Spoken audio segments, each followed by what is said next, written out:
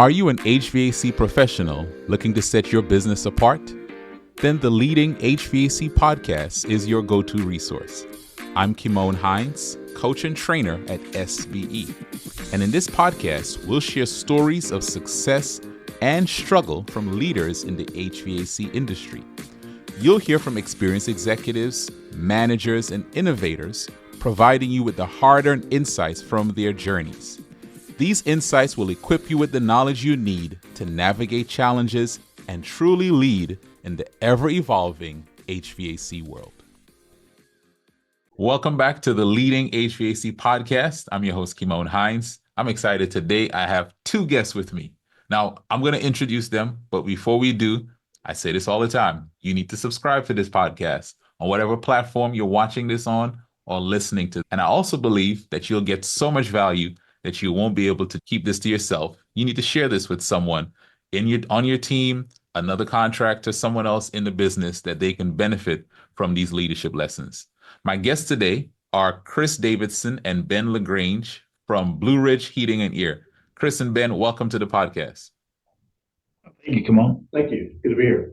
Awesome. So for the benefit of our listeners, our viewers, Ben and Chris, you are our first time I'm doing two people at the same time, and it's because they are the co-owners of this company. And I wanted to just hear how they navigate leadership together, because I'm sure some of us were in a similar situation. We're navigating leadership in a team aspect, and there's some lessons that we can learn from how Ben and Chris, you do it. So I want to just start off by asking you, why did each of you get into the HVAC business, and how long have you been in it? That's a good question, Kimon. Been in about 5 years, so 2019, entered into business, and actually we made a acquisition of a business. So in a previous life, both Ben and I were engineering managers for GE, right? And we bought a company in the North Carolina region and got into it that way. So we got it through the acquisition route. So zero experience in HVAC, and we decided we would buy an HVAC company. Yeah. Ben, did anyone try to warn you not to do this before you guys decided to get into the HVAC business? Not really about the HVAC side, more so about the partnership side, right? Particularly people that didn't know Chris, like even my family, right? My mom, right? You know, I'm a big Dave Ramsey fan, right? Dave Ramsey says the only ship that won't sail is a partnership, right? Because they typically end poorly, right? So having alignment on values, work ethic, core beliefs, long-term goals, all that kind of stuff. I knew Chris was pretty well aligned with me on that. And so I felt like the risk that we're going to get in a big fight over how we're running the business or where to take it was pretty minimal. Yeah. And so far that has not happened at all. Yeah. So you said this is the second business that you guys have. Well, come on, we own two HVAC companies. One's in North Carolina and the other one's in South Carolina. Okay. So we have two businesses that we operate. They both have a DBA as Blue Ridge Heating and Air. They're about 50 miles apart. Gotcha.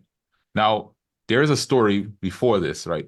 Tell us about, when did you both start talking about, hey, let's go into partnership together? And how far back does your relationship with each other go? Like, where did you guys even meet? We both, like Chris said, worked at GE Power Services Division in Greenville, South Carolina. We both led pretty sizable organizations, but our teams worked closely together. And so Chris and I worked together a lot, particularly our last 5 years there. We probably met a little bit before that, maybe a couple years before that. But, you know, GE was very good to me in particular over my career. I was there about 18 years.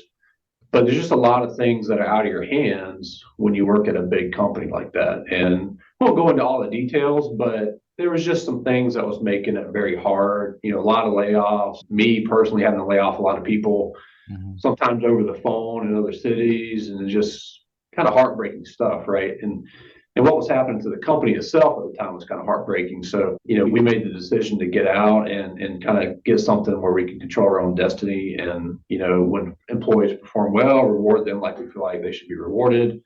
all that kind of stuff. And so here we are, right? And you learn that you don't fully get away from it, right? Because all the manufacturers are big business, and they don't own you like as a company does when you're an employee, but there's still some navigation to go on there. Yeah. Chris, someone might be watching this thinking, okay, I want to grow my business, start my business, purchase a business with a partner. And we heard Ben talk about that adage about partnerships. What did you look for, and what is something someone should look for when bringing on or partnering with someone else in starting, growing, buying a business together? Yeah, I think Ben talked about a little bit earlier. It's probably around that core values, right?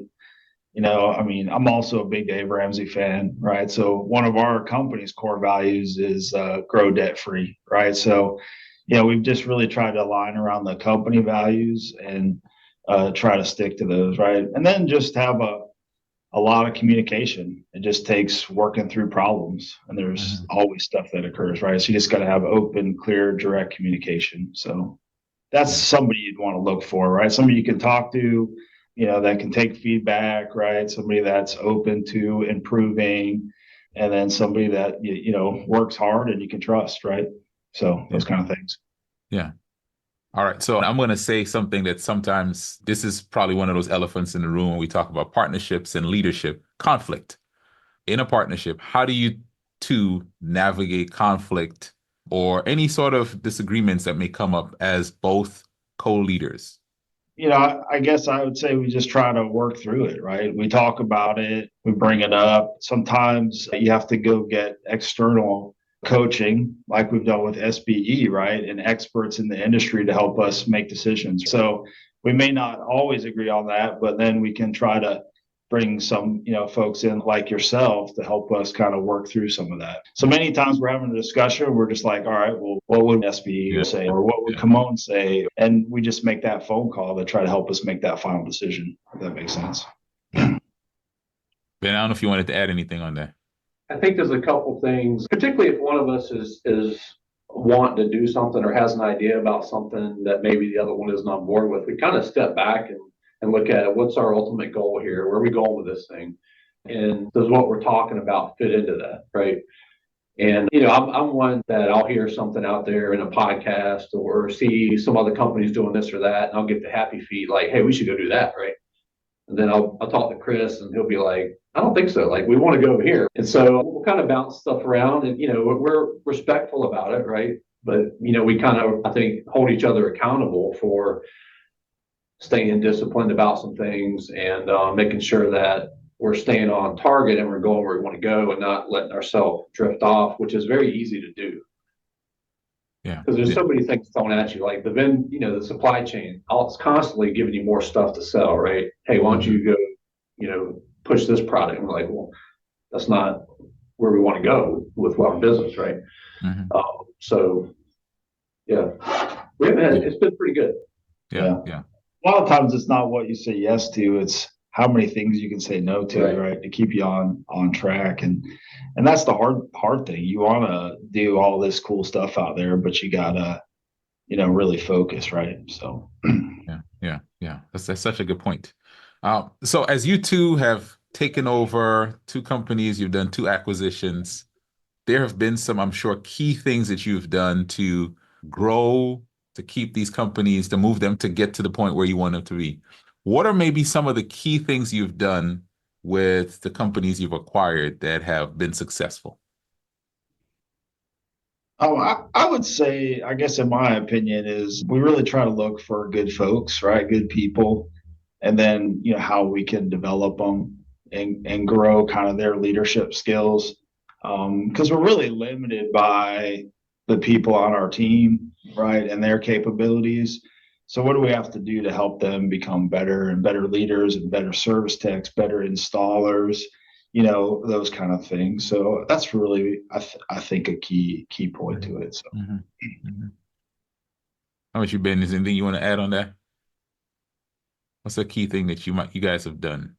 I think that what Chris just mentioned, but the other piece of that is, particularly with us being relatively new to this industry, to home services, to owning and running a business, there's some things that that we knew and learned as managers in corporate America that does translate here. And there's a lot of things that don't, right? And it's a big paradigm shift. So honestly, having a partner resource like SBE that we can bounce questions off. Hey, what does George Brazil do in this situation? Or what do some of the other clients do in this situation? And sometimes, you guys have been able to help us directly. And other times you kind of matched us up with another owner somewhere and say, hey, this guy has gone through that particular thing already. Why don't you talk to him, right? So that's been pretty valuable. Yeah. I think you make a good point that you don't always have to learn all your lessons by trial and error. You can borrow off of someone else's experience. So it's a great point. Yeah. Now, I'm sure there have been some challenges over these years. Something that maybe you didn't work well, and you learned from it, right? So you didn't learn from someone else's error. You learned from your own or some challenge. I wonder if you could tell us any experience and the lessons that you might have learned from it. I would say the lesson that kind of changed my paradigm early on in the business was just around the whole pricing, right? To be honest with you, and really focusing on that and making sure we're priced properly for the quality of service that we want to deliver, right? And then kind of backing that up with a good quality service. That was kind of the lesson that I learned. We took some brutal punches early on with being priced incorrectly, and had to learn some hard lessons and get those corrected. Yeah. How about you, Ben? The first thing that came to mind, I'll start with the ultimate lesson in it. If you're going to make an operational change, particularly on the front end, revenue generating side of the business, and if you have the opportunity to make that change incrementally to see how it's going to work, do that rather than do the wholesale change at once in case it doesn't go so well. And we went through something where we changed something pretty important on how we were doing estimates for new systems. We made the decision to not leave the written estimate with the customer if we didn't close it right then. Mm-hmm. But we felt like they were just shopping it to other HVAC companies and working them over for price. And we felt like we should close it while we're there, right? And we learned that was not a good idea. Sales kind of took a little nosedive for a month there, and we quickly reversed on that. And in retrospect, we could have tried that with one of our selling techs, right, and see how it went rather than just say, hey, this is the new policy, everybody do it. So it was a hard lesson learned. Yeah. I can imagine if you saw those numbers going down, right? Yeah. Yeah. Well, which also brings up a point, numbers, right? Data. How often are you two looking at data? What's some of the numbers you are keeping your eyes on as leaders in your business? I mean, come on, I guess we would say we always look at it probably on a weekly basis, right? So we have a weekly rhythm that we do, and we pull a set of weekly kind of key performance indicators for our business, all the way from our marketing down through our installation team, and just kind of make sure everything's on track, and then try to deal with any exceptions or put plans together or address issues that are kind of coming up. So we're doing it on a weekly basis for more leading indicators, and then on a monthly basis for more financial stuff, if that makes sense. Makes sense. Makes sense. Now, with two as a partnership, are there like particular areas of the business that Chris, you take lead on? Ben, maybe there are other areas that these are your strengths. How do you mesh your strengths and divide also the leadership? What kind of help us understand that? That's a good question. So we've kind of split it a couple ways, and so one of the things we use is the entrepreneurial operating system, EOS, right, to help run our business. And in that, right, Ben is the visionary, and I'm probably more the integrator. Okay. Right. And then once you get below that, you've got Ben probably more in the marketing, and I do more of the operation stuff. So we try to tie those together, but that's kind of how we've split it up. So I don't know, Ben, if you got any other comments. Yeah, we kind of probably took a little bit longer than we should have to learn to stay in our lanes as much as possible. So like when I get people coming to me with questions that are clearly, there's other people in the chain of command before I should be chiming in on that, whether it's Chris or an installation manager or whatever, I'll say, have you discussed it with your installation manager, or you discuss it with Chris, because maybe 8 times out of 10, I'll give the same answer, but there'll be a couple times where I don't, right? And then I won't even know that there's a different SOP in place for that particular question. Right. And I could just tell them what I would do, which could be totally the wrong thing, right? So I've gotten better about trying to stay out of stuff. And I feel like sometimes it looks like, hey, I just don't want to get involved, but the motive behind it is I don't want to like screw it up. So only get in from a strategic standpoint on things when needed, but not confuse things by getting in the middle of two other people that should be talking directly. Yeah. And vice versa on the marketing side of things, right? If folks ask me questions, it's like, hey, you need to be chatting with Ben about this because that's his lane, right? And he's got the ultimate move forward. And then we try to tie out and make sure we're aligned on kind of where we're headed, right? So those kind of things. Yeah, that's good. Now, I was reading some articles on you guys before, watching some stuff that you're doing. I can tell that you guys are very forward-looking and always looking to see where your business needs to go, where the industry is going. So would each of you share what are some of the changes that you're seeing coming on in the HVAC world, and how can leaders prepare for some of those changes? I mean, of course, we've got the refrigerant change coming, right? So we've got to be prepared for that. I think that the technology is just going to get more and more complicated. So your team members have to become a little bit more technologically advanced. But at the same time, right, they've got to keep that human side of things and be able to interact with customers and those kind of things. Because that's what I think is so cool about home services. They get to interact with the customers directly and work with them. So those would be kind of the things you kind of have to balance, the technology side of thing and the human side of it, right?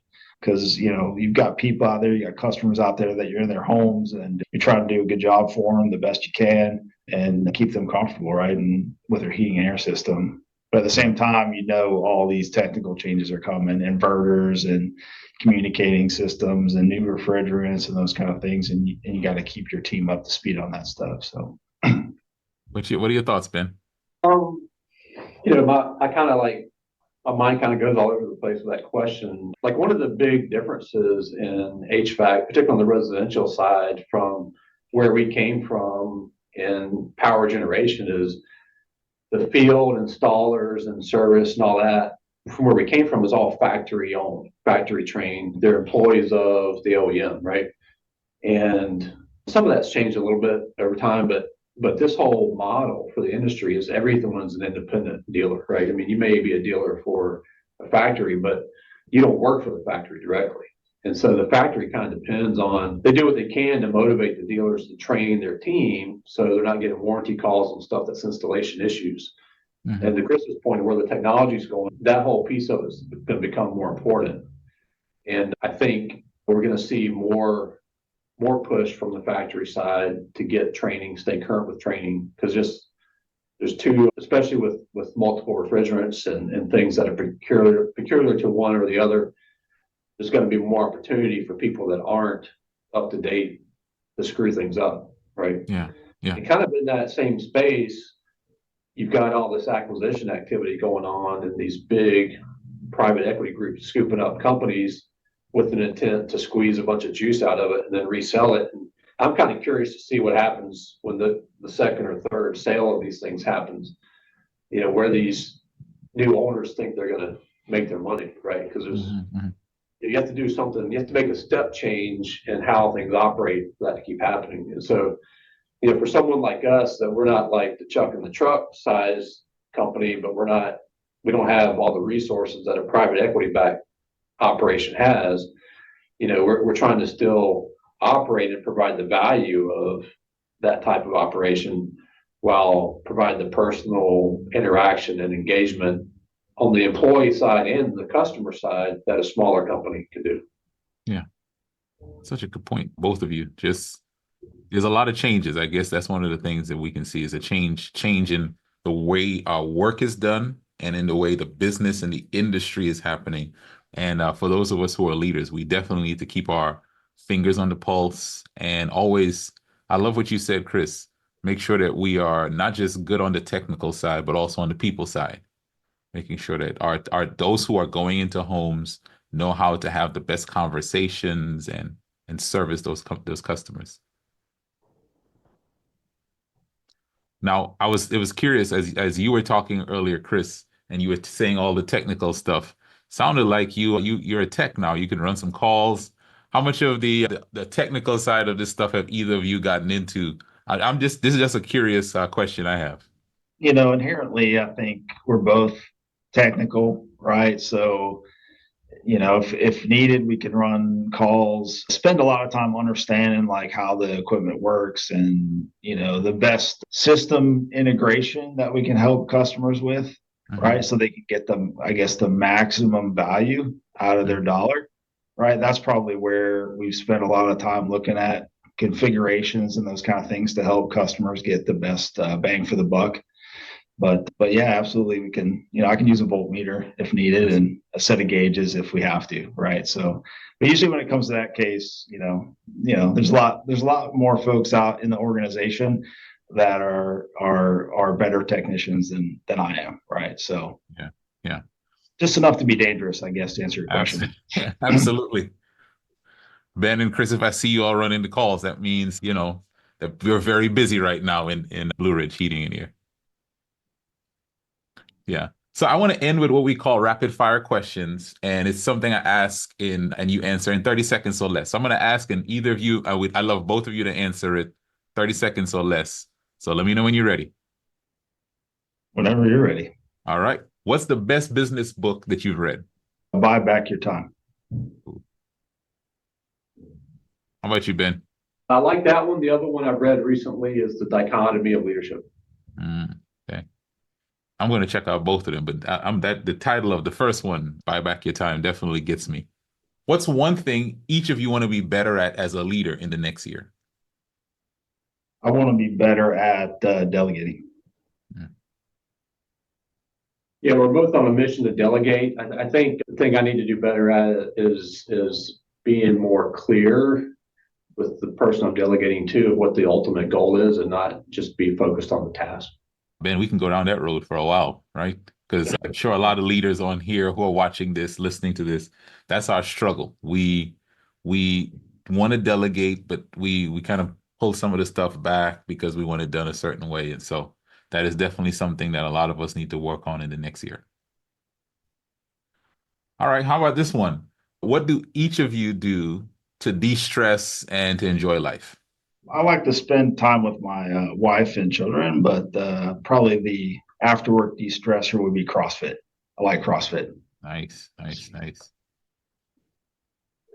I like spending time with the family, like going hiking. I love going camping. It's been a struggle to find time for that recently. I got teenagers in high school and, activities kind of take over. Yeah. All right. This is our last question. We'll get you out on this. If each of you could go back in time, what's one piece of advice you would have given to yourself when you first started in this business? That's a very interesting question. I don't know. I got to think about that for a minute. I got a few seconds. Come on. Yeah, you do. If we can make Ben will probably go first then. Yeah, I think identify a mentor, whether it's another owner or someone that has been in the business is willing to help early on to bounce decisions off of and kind of review strategic plans with and things like that. That's good. Good answer. All right, Chris, what you got? I'm going to ditto that with Ben, right? I think having good coaches and having good mentors is probably pretty critical, right? And lately we've picked up some mentors that have been extremely helpful in moving some things forward. So that's been good. Awesome. Listen, Ben Lagrange, Chris Davidson, Blue Ridge Heating, thank you so much for being guests on this episode of the Leading HVAC Podcast. To those of you who are listening, I know that you gained value from this. So I'm going to ask you again, share this with someone else, someone on your team, someone else who is in a partnership setup with their leadership, or someone else who's leading and there are other people on the team and they want to know, how do we balance that, how we work together? This episode is perfect for them. So we encourage you to take the lessons from this episode and go continue to lead well. Thank you for listening to the Leading HVAC Podcast. If you would like to learn more about SBE, You can find us online at sbeodyssey.com. That's sbeodyssey.com. If you enjoyed today's episode, we would appreciate it if you would leave us a review on this podcasting platform. Thank you for tuning in, and we'll see you next time.